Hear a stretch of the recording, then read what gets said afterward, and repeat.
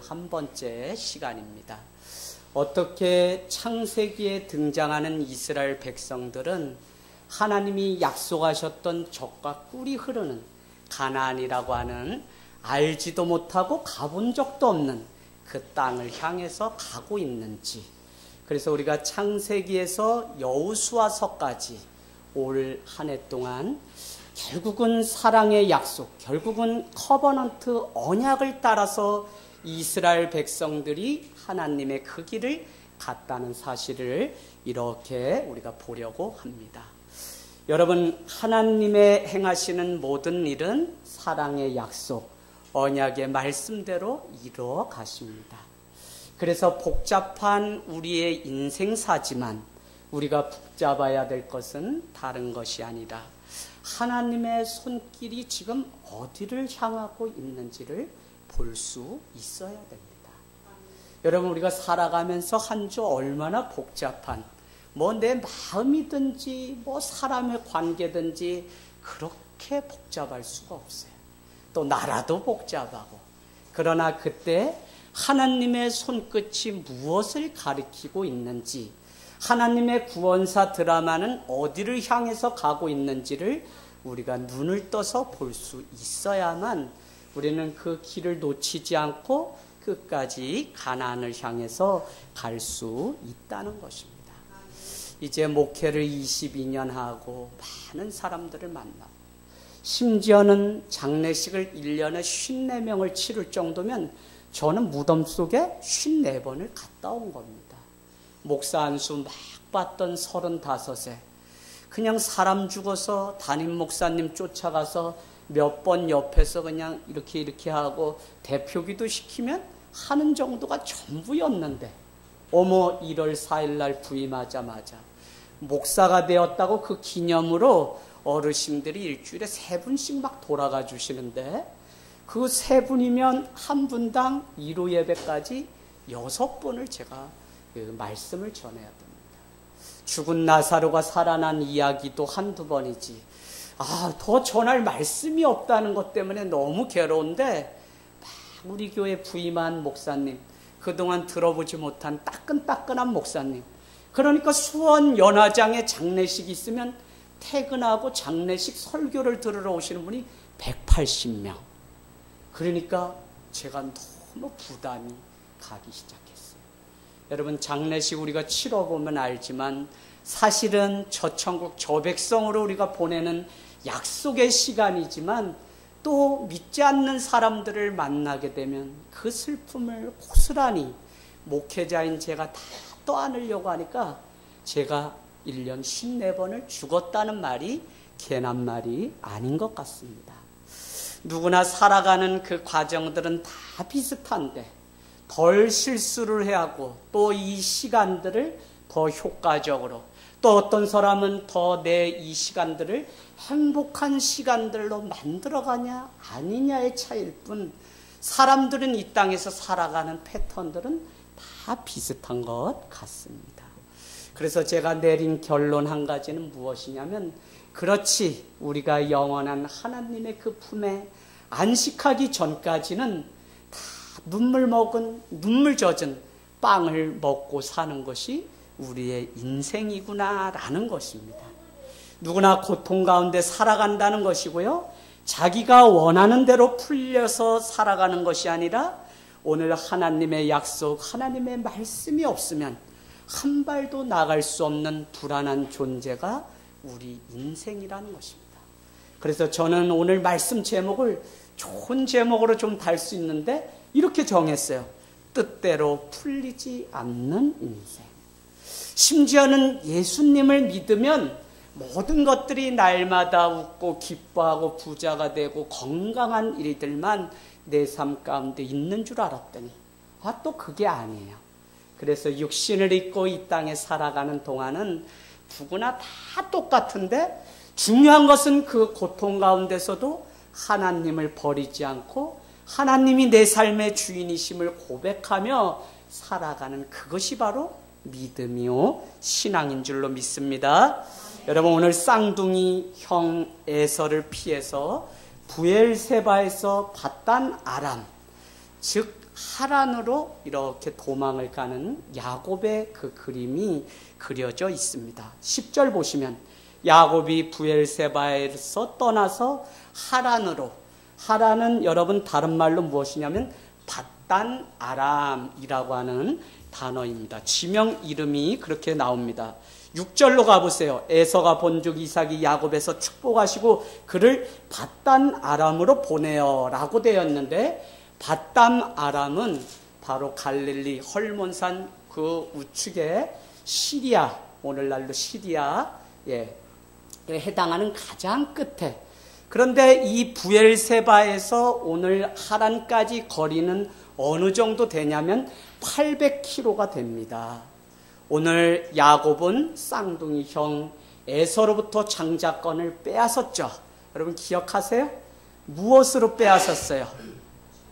팥죽 한 그릇. 야곱의 이름의 뜻은 여러분 무엇이었죠? 발꿈치라는 뜻입니다. 발꿈치. 결혼을 했지만 이삭과 리브가가 아이가 낳지 않자 30세에 결혼했는데 60세가 되어서 이 아들을 낳기까지 아이가 생기지 않았어요. 그때 이삭은 그 마음 가운데 근심하지 않고 무엇을 했다고 그랬죠? 24장에 보면 하나님 앞에 기도했다고 말씀드렸습니다. 그래서 누가 정말 믿음의 부모냐?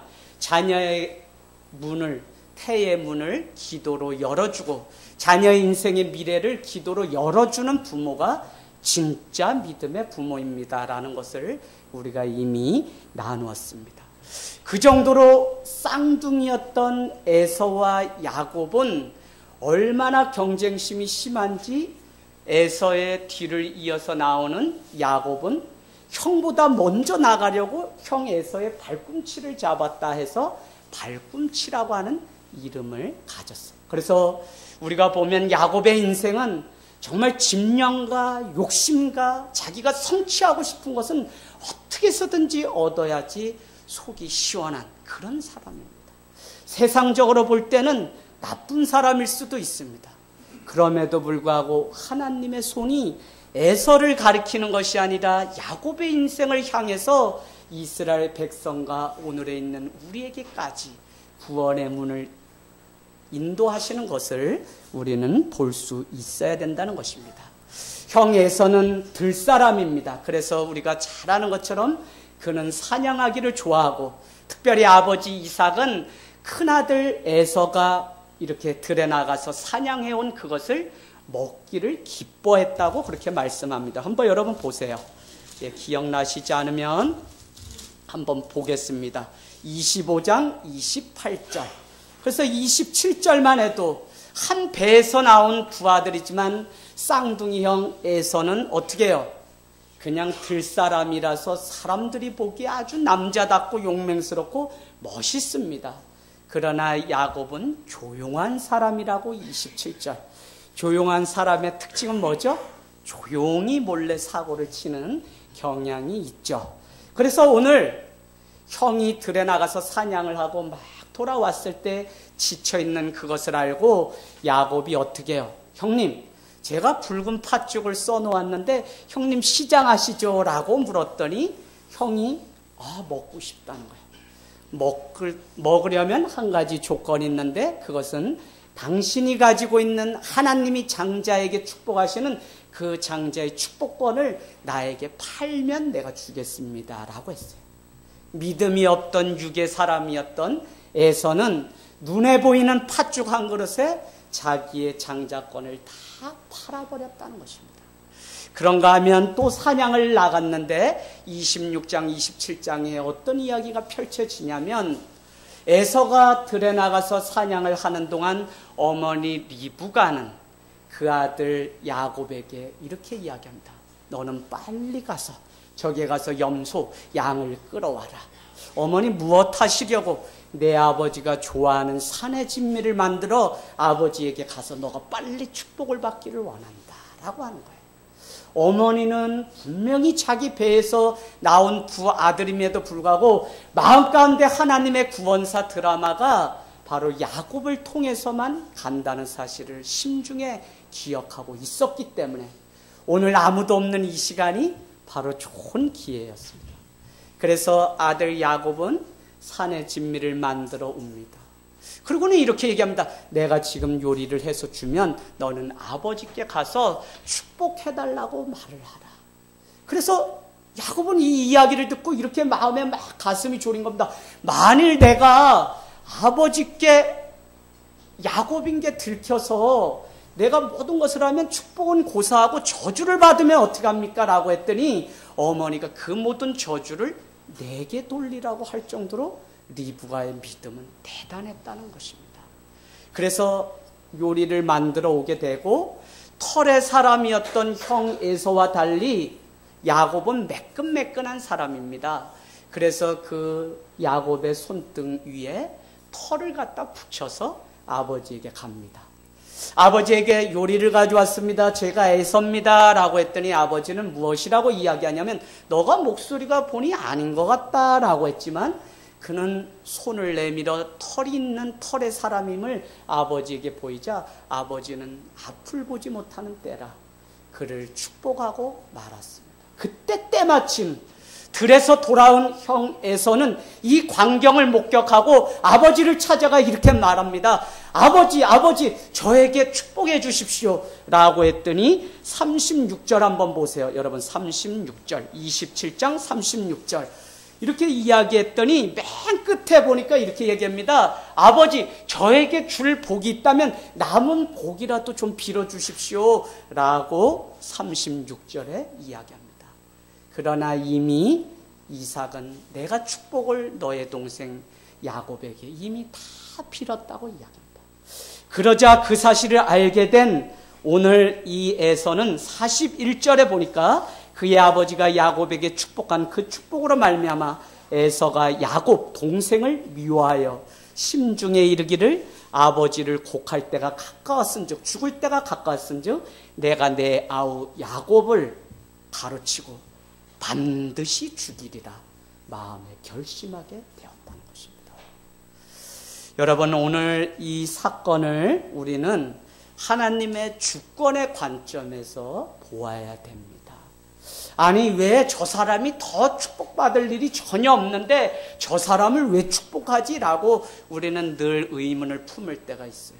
그런가 하면 나는 예수를 믿는데 믿지 않는 내 형제가 왜 교회를 다니지 않는데 더 잘 되지? 아니 이번에 45평 아파트를 이사를 갔다고 이거 무슨 일이야? 나는 20평 그냥 정말 작은 방에 너무 어렵게 20년째 살고 있는데 이게 무슨 하나님이 살아계신 게 맞는가라고 우리는 계속적으로 의문을 품고 있습니다.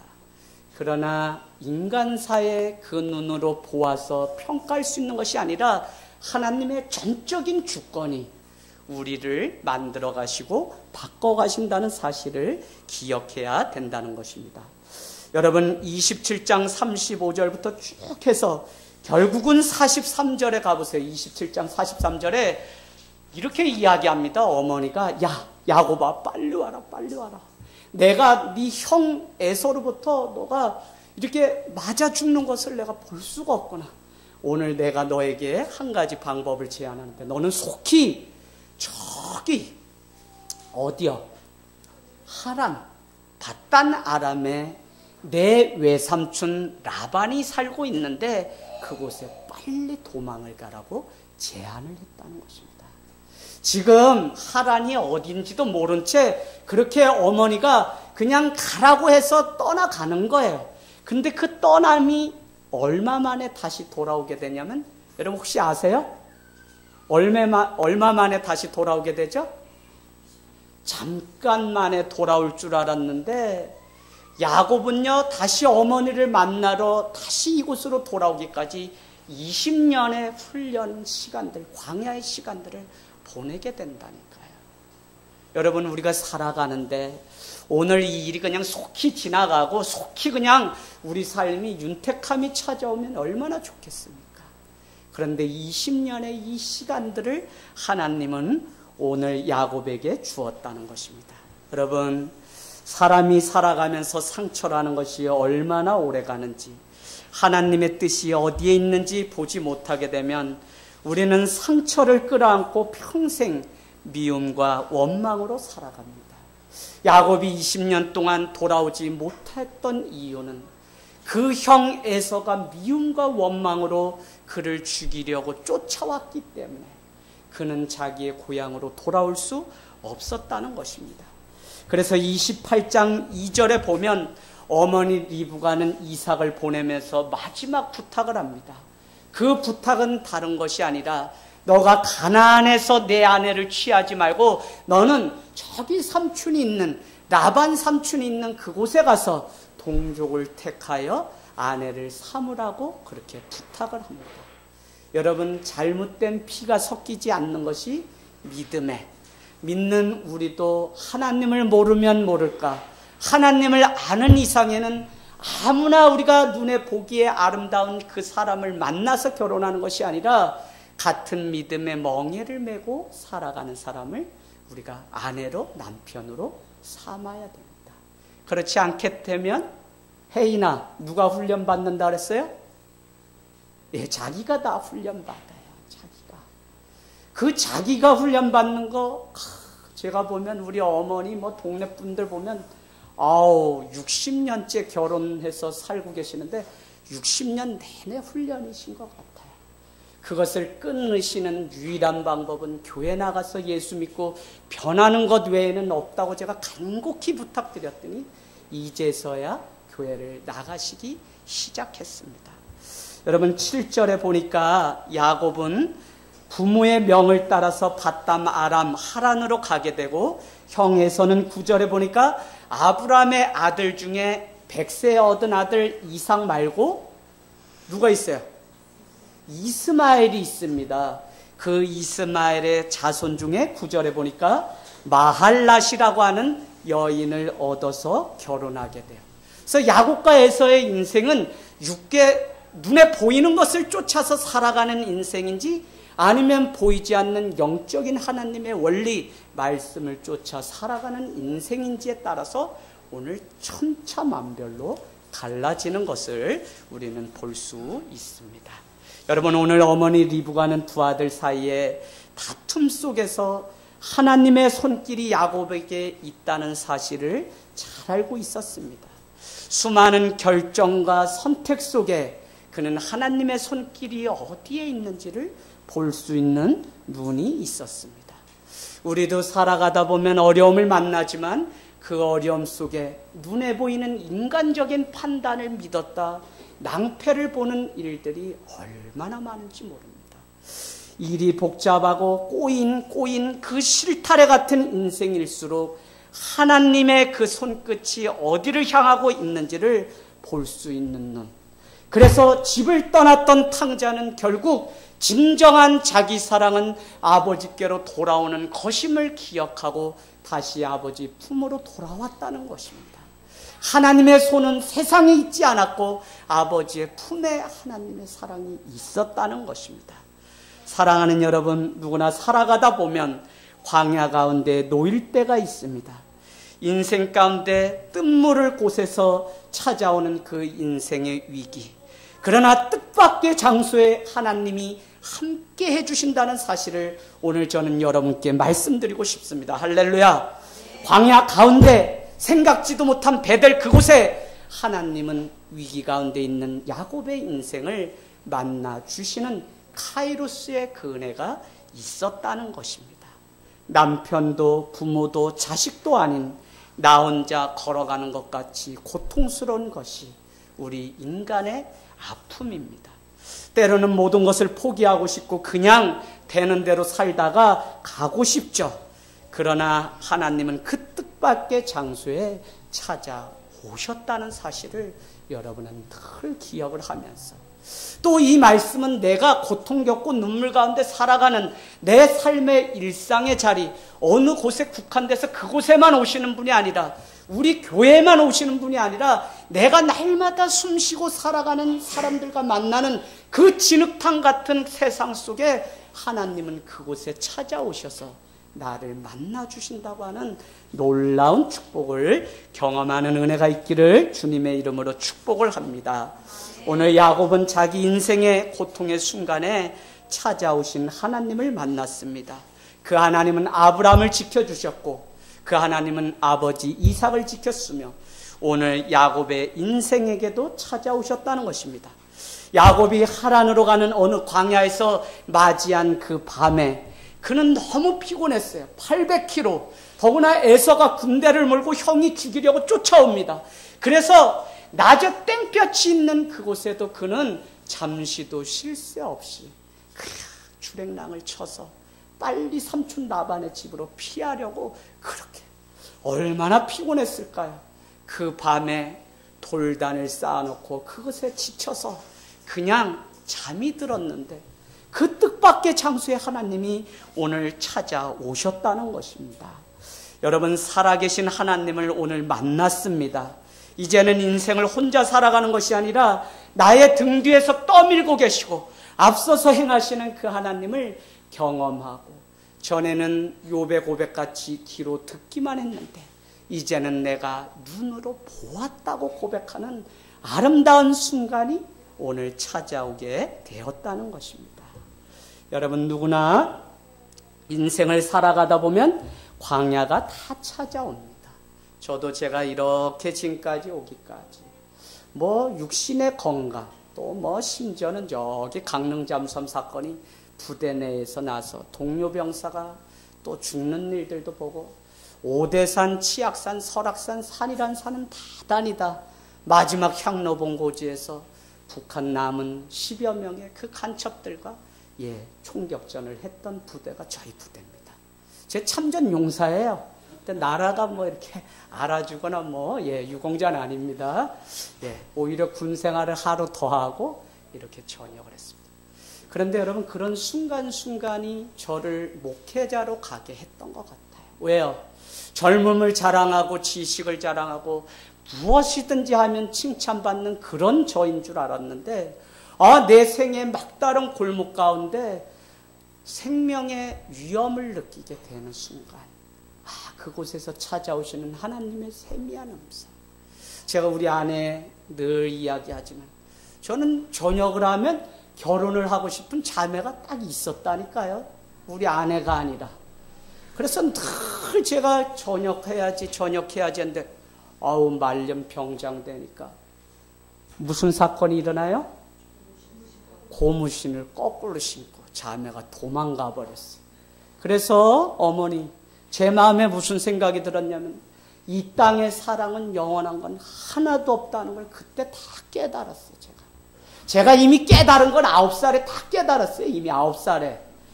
짝꿍이 그냥 화장실 간다고 말도 못해서 그냥 어떻게 한여름 오규시 뜨거운데 밥 먹고 저는 막 졸고 있는데 그냥 오줌을 어떻게 넣은 게 내 발등에 탁 닿아가지고 제가 푹 젖었어요. 나는 내 짝꿍이 그렇게 이쁘고 그냥 그렇게 선녀 같았는데 어머, 내 발등에 오줌을 넣게 되자 이성에 대한 환상이 9살에 다 깨져서 난 다시는 내가 여자 안 만나겠다. 9살에. 담배도 끊었다 그랬죠? 왜요? 9살에 새마을 담배 아무것도 없는 거. 그거 피워가지고 제가 키가 안 커요. 왜? 하루 종일 빵꾸라고 우리 김영우라고 하는 동네 친구, 개밥 주다 머리 물리네. 그래서 빵꾸. 그 녀석이 학교 가지 말고 옥수수밭으로 출근하라 그래서 9살에 아무것도 모르고 그리로 출근했더니 벌써 자기는 한갑째 이미 피우고서 너도 한번 피워봐라. 연기가 모락모락 구름과자가 막 떠다니는 게 그렇게 기적일 수가 없다. 그래서 저도 정심도 먹지 않고 종일 반나절을 그걸 먹다가 쓰러질 때쯤에 인기척이 나는 거예요. 누가 무슨 놈들이 저기 모여서 저러고 있나 소리가 나서 어떻게 버린다는 게 이모네 그 초가 지붕 화장실에다 어떻게 버려가지고 이모네 그냥 화장실이 홀라당 타가지고 아버님이 그날 밤에 그 소식을 듣고 밭에서 일하다 오셔서 저를 처음이자 마지막으로 들어서 나무단에다 그냥 주루할 놈의 자식, 우리 강원도 말로 그러면서 내버려서 제가 그때 얼마나 여러분, 이와 같이 계속 우리의 삶 가운데 위기가, 그렇게 살아가다 군대에서 결정적으로 총격전도 일어나게 되고, 제가 또 부정맥 이런 것들로 인해서 작은 시술을 받고 하면서 건강의 위협을 느끼게 되었습니다. 여러분, 하나님을 진짜 우리가 인격적으로 만나기 전에는 내가 성실하게 쌓아놓은 업적만으로 다른 사람에게 피해주지 않은 채 그냥 그렇게 정해진 길을 가려고만 하는 사람들의 스타일이 있고, 또 그것도 싫어서 그냥 막무가내의 삶을 또 살아가는 사람이 있습니다. 그러나 정말 하나님 뜻대로 살아가는 인생은 광야에서 하나님을 직접 만나는 경험을 해야만 우리가 참 신앙인이 될 수 있다는 것입니다. 오늘 13절에서 15절, 드디어 주님을 만나고 경험했던 그 배달에서 돌단을 베고 잠을 자다가 주님을 만나게 되자 그는 13절, 15절에 하나님은 이제 어떻게 살아야 하는지 그에게 축복하십니다. 5가지가 등장하는데 여러분 한번 이렇게 표시해 놓으시면 좋겠습니다. 첫 번째는 이래요. 주님이 내가 누워있는 땅을 내가 너와 내 자손에게 주겠다는 것입니다. 땅을 약속하셨어요. 땅. 그럼 표시해 놓으세요. 두 번째는 내 자손이 땅에 티끌같이 되어 동서남북으로 퍼져갈 것입니다. 그래서 자손의 축복을 주셨다는 것입니다. 여러분, 세 번째는 복의 근원이 되어서 너와 내 자손으로 말미암아 모든 족속이 복을 받을 것이라는 것입니다. 네 번째는요, 하나님이 야곱과 함께 있어서 함께 동행해 주심으로 인해서 내가 어디를 가든지 너를 지켜주시겠다고 약속하셨어요. 그런가 하면 15절에 가보면 너를 이끌어 다시 이 땅으로 돌아오게 하겠다는 것입니다. 내게 허락한 것을 다 이루기까지는 너를 떠나지 아니하겠다고 하는 하나님의 약속이 있었습니다. 할렐루야.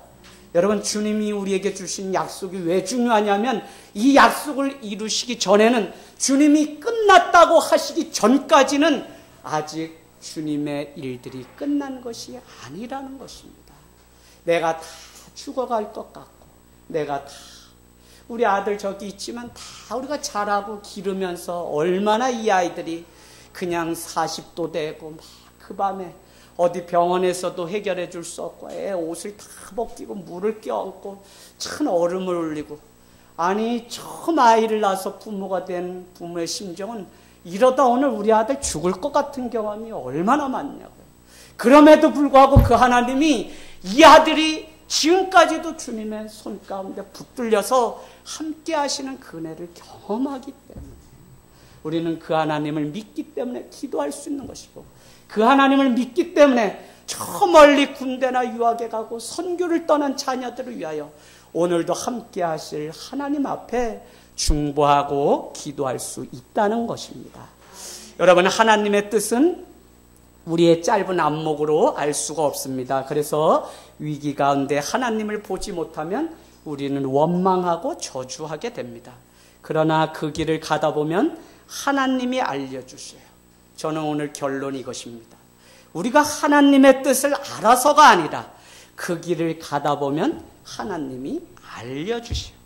살아계신 하나님이심을 우리가 믿는 믿음이 있기 때문에 따라가다 보면, 그분이 내 삶의 주인임을 우리가 믿기 때문에 따라가다 보면 주님은 당신이 선택한 야곱을 향해서 계획하시고 일하시고 있다는 사실을 보게 된다고요.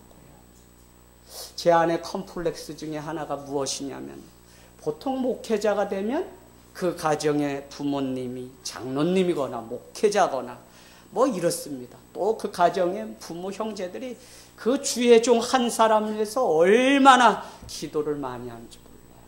막상 제가 예수를 믿고 이 길을 안수를 받기까지 믿음의 1세대인 저는 저와 하나님밖에 없었어요. 그럼에도 불구하고 그 길을 갈 수 있었던 것은 세상적인 그 기준이 아니라 내가 주님의 손을 붙잡고 놓지 않으면 그분이 이재양 목사를 끝까지 사용해 주실 것을 믿는 믿음 때문에. 지금은 8남매가 다 예수 믿고 얼마나 저를 위해서 기도해 주신지. 그래서 저는 오늘 이 말씀이 우리에게 주시는 하나님의 약속이 되기를 원합니다. 12절 말씀의 꿈에 본즉, 그래서 약속의 말씀으로 꿈으로 다시 보여주었던 것이 13절에서 15절입니다. 여러분, 제가 왜 이것을 굳이 강조하냐면 어떤 사람들은 하나님을 꿈으로 많이 보아요. 그런데 이런 경우가 있습니다. 제가 목회를 하다 보니까 신앙이 밸런스가 균형이 잘 맞지 않는 분들은 자꾸 옛날 우리가 가지고 있던 무속신앙, 꿈에 뭐 봤다, 이거 아시죠? 여러분 뭔지 아시죠? 저한테도 어머니가 늘 그 옛날에는 꿈에 좋지 않으니까 오늘은 물가 가지 마라.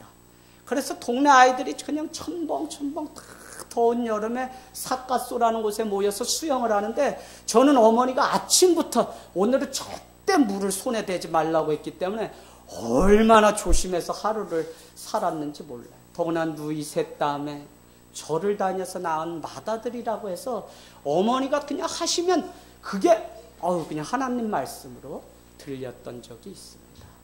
그래서 여러분, 그 꿈이 정확한 것이 아니라 아무리 많은 꿈이 있다고 해도, 예언이 있다고 해도, 환상을 보는 것이 있다고 해도 고린도전서 13장은 우리에게 질서대로 교회 덕을 위해서 하는 것이 아니면 다 가짜라고 이야기합니다. 그리고 더 중요한 것은 무엇이냐면 말씀으로 이것이 참인지 아닌지 점검이 되지 않으면 꿈은 가짜일 확률이 많다는 거예요. 그래서 오늘 13절에서 15절 너에게 복을 주고 내가 끝까지 함께 하신다는 말씀으로 오늘 베델에서 주님은 약속을 해주셨다는 거예요.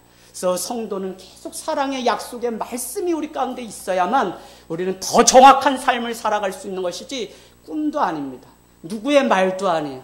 내 인생을 향하신 하나님의 약속의 말씀이 나를 지금도 계속적으로 움직여 가신다니까요. 그 말씀을 여러분이 붙잡고 살아가는 은혜가 있기를 주님의 이름으로 축복합니다. 네. 여러분, 모든 문이 다 닫혀도 하늘의 문은 열려 있습니다. 16절 야곱이 잠이 깨어 이르되 여호와께서 과연 여기 계시는구나. 저는 이게 너무 마음에, 제가 늘 할아버지 목사님들을 이렇게 섬겼는데 우리 목사님이 늘 이 구절에서 우셨어요. 6.25도 치르고 유학도 갔다 오고 그래서 어려운 그냥 그 풍파를 다 겪으셔서 그런지 이 한 말씀을 딱 읽을 때 28장 한번 여러분 보세요. 16절 야곱이 잠에 깨어 이르되 여호와 하나님께서 과연 여기에 계시는구나. 내가 왜 이 사실을 몰랐지라고 하는 그 의미가 이 안에 있는 것입니다. 사랑하는 여러분, 하나님은 저 하늘에 멀리 계신 분이 아니라 오늘 우리가 고통 가운데, 또 위기 가운데, 두려움 가운데, 또 기뻐하는 그 삶의 자리에 여전히 나와 함께 하신다는 것입니다. 그래서 신명기 1장 27절부터 하나님은 앞서 행하시는 하나님이요, 내가 나갈 바를 지시하시는 하나님이요, 행로 중에 자기 아들을 아름같이 안아주시는 하나님이라고 우리에게 고백합니다. 할렐루야. 그 하나님이 우리와 오늘 함께 하고 계시다는 것입니다. 전에는 보지 못했는데, 알지 못했는데 모든 곳에 편재해 계시는 그 하나님을 오늘 야곱은 광야길 가운데서 만났다는 것입니다. 그래서 우리는 믿음으로 그 길을 가게 되면, 그곳에 두려움이 아니라 믿음으로 떠나게 되면 반드시 그 끝에 하나님이 역사하시고 우리의 손을 붙잡고 기다리고 계시다는 사실을 여러분 믿고 나가기를 원합니다. 여러분, 시간은 두 가지가 있죠. 무슨 시간? 크로노스의 시간이 있어요. 그냥 1살, 2살, 50, 60, 70, 80 이렇게 살다가 나이가 차서 그냥 죽는 그 시간들. 크로닉. 연대기적인 시간이라고 말합니다. 과거, 현재, 미래, 어제, 오늘, 내일. 이 시간을 우리는 크로노스의 시간이라고. 그런데 또 하나의 시간은 무엇이냐면 카이로스의 시간이라는 게 있어요. 카이로스의 시간은 무엇이냐면 내가 하루 이틀 4월, 5월, 6월 살아가는데 어느 날 하나님이 내 삶 가운데 찾아오셔서 개입하시는 하나님의 시간, 카이로스의 시간이 있습니다. 주님은 내가 위기당하고 내가 고통 가운데 있는, 내가 정말 뒤로 도망가고 숨고 싶은 이 시간에도 주님은 카이로스의 시간 가운데 찾아오셔서 우리를 만져주시고, 왜 이제 왔냐가 아니라 내가 선 그곳에 신을 벗으라. 그곳이 바로 거룩한 하나님의 땅이다. 출애굽기 3장. 그곳이 바로 하나님이 너와 함께 계신 베델의 집이라고 하는 사실을 우리에게 보여주신다는 것입니다. 여러분, 은혜가 얼마나 컸는지 20절에서 22절 이제 말씀 보고 마치겠습니다.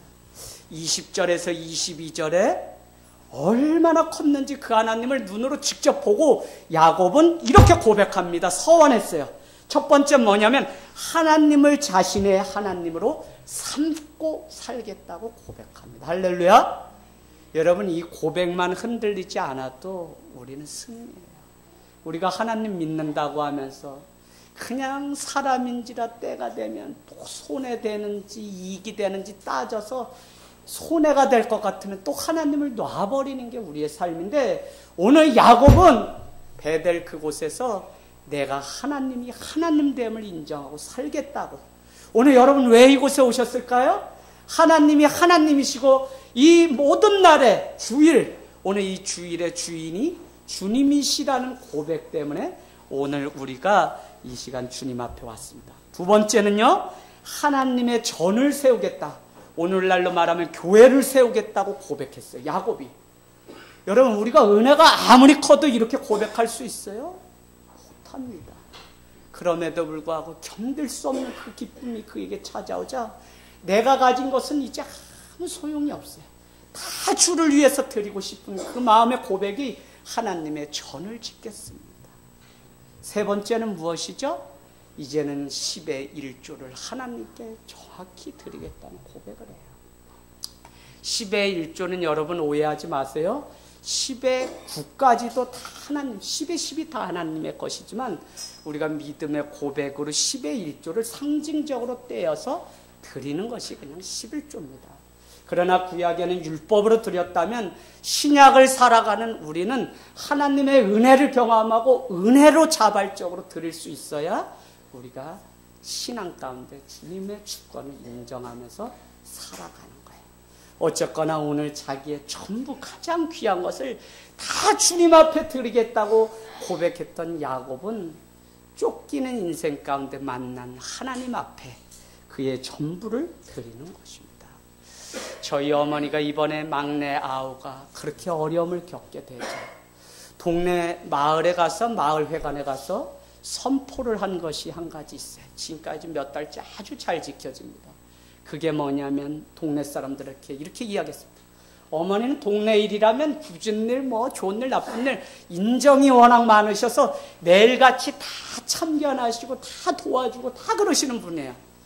아주 너무 심할 정도로 다.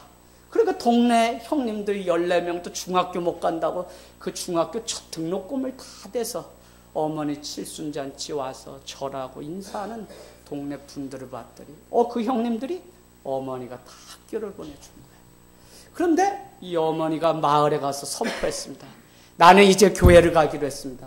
나는 이제 동네 어떤 잔치가 있고 관광을 강릉으로 가든지 어디로 가도 시골이 여러분 관광 더 잘 가요. 가도 나는 주일이면 예배를 빠질 수 없기 때문에 나는 교회로 갑니다. 이거를 선포를 아예 해버리셨어요. 그러고는 지금 감기가 걸려서 막 독감 중에 힘들어 하시는데도 주일 오후에 제가 넌지시 한번 전화를 해보면 오늘 오후 예배까지 3시까지 드리고 그렇게 왔다. 목사님이 뭐라고 말씀하신 그 말씀도 저한테 들려주시고 저녁이면 성경 한 장씩 읽기 시작하셨고요. 아우를 위해서 기도 제목을 어떻게 해야 되는지 적어달라고 해서 형제들이 적어 놓았던 그것을 밤에 읽으면서 또 기도하시고 기도 잘하십니다. 옛날에 삼신 할머니 다 저기 비나이다 다 해봤어요. 그래서 비나이다 했는데 기도합니다. 누구에게만? 예수 그리스도가 참 하나님이심을 고백하며 하나님께 내가 기도합니다. 그것만 바뀐 거예요. 기도를 얼마나 잘 하시는지 어머니가 기쁘시니까 전화기에 대고 아들아 내가 너한테 너무 미안하다는 거예요. 그래서 어머니 뭐가 미안해요? 내가 너가 목사 된다는 것도 반대했지. 내가 너 그러려면 호적 파서 나가라고 했지.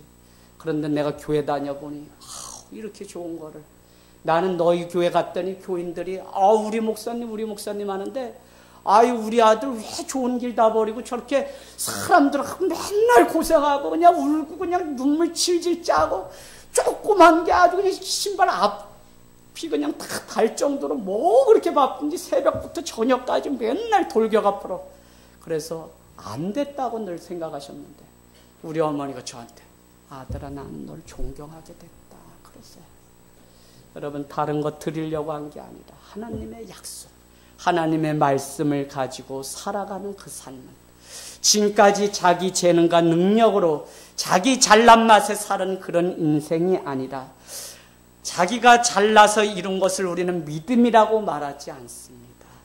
하나님 앞에 아무 조건도 달지 않고 십자가 앞에 나온 오늘 야곱의 인생을 축복하시는 그것을 우리가 보기를 원합니다. 진짜 믿음은 무엇이냐? 진짜 하나님이 내 눈에 보여야만 그것이 진짜 믿음입니다. 우리 인재 권찰님, 하나님이 눈에 막 보이시죠? 아직은 왔다 갔다 하세요? 아유, 반밖에 아직 못 보셨어요. 그래도 얼마나 귀하신지 지금 막 다 보일까 말까 하는데 막 싸우고 계시거든요. 그래도 포기하지 않고 끝까지 가시는 게 대단하신 거예요. 대단하신 거예요. 우리 무릎 아파가지고 아이고 내 팔째 내 신세, 아이고 우리 문영희 집사님, 하나님 보신 거예요? 씨 웃으시면 그래도 많은 날 내가 하나님하고 살았는데 목사님 왜 그런 이야기를 하세요? 하나님을 보셔야만 우리의 믿음이 자랍니다. 야곱이 오늘 하나님을 보았기 때문에 그 인생이 바뀌었어요. 하나님을 보지 못하고 만나지 못한 인생은 창세기 6장과 같이 가인이 아벨을 죽이고 놋이라고 하는 땅에 피난을 가서, 놋은 다른 의미죠. 뭐죠? 유린하는 자, 나그네, 방랑자라고 하는 뜻이 놋이라고 하는 지명 이름의 의미입니다. 하나님을 보지 못하면 계속 나그네처럼 정처 없이 방황하면서 이 가인과 같이 그렇게 살아가는데 오늘 주님의 품 안에 딱 안기게 되자 오늘 야곱의 인생은 완전히 바뀌게 되었습니다. 여러분, 삼촌 나반의 집에 가라. 아니, 뭘 보여줘야지 가지 어떻게 가요? 가본 적도 없는데. 더구나 여러분께 말씀드렸다시피 800km가 걸려야만 가는 그곳을 어떻게 가요? 어떻게 갑니까? 저는 오늘 말씀 마치면서 그렇기 때문에 우리는 길이요 진리요 생명이신 예수 그리스도, 그분을 향해서 그분을 따라서 가야만 우리는 보이지 않는 그 세계를 갈 수 있다고 하는 사실을 여러분께 말씀드리고 싶습니다. 복음의 시작은 하나님의 아들 예수 그리스도입니다. 마가복음 1장 1절.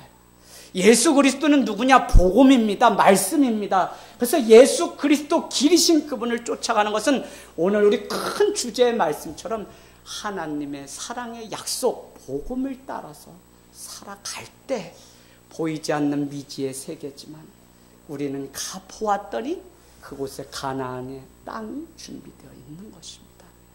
여러분, 하나님 풀 시나리오로 내 인생의 전체를 보여주시지 왜 이렇게 보여주시지 않고 언제 내 인생이 좀 개일지 이렇게 좀 보여주시지 왜 안 보여주세요? 답답할 때가 우리가 얼마나 많아요. 그러나 하나님은 날마다 우리가 순종하는 만큼 스텝 바이 스텝 조금씩만 그날 보여주신다는 거예요. 그럼 우린 뭐냐? 그냥 약속의 말씀을 따라서 우리는 그냥 한 발 한 발 순종함으로 걸어가 보았다니 그곳에 하나님이 약속하신 축복이 있다는 것입니다. 세상 사람이나 우리나 다 똑같아요. 그러나 우리는 사막, 이 광야에 샘이 있다는 사실을 영적으로 보기 때문에 그 광야길도 기뻐하며 갈 수 있는 줄로 믿습니다.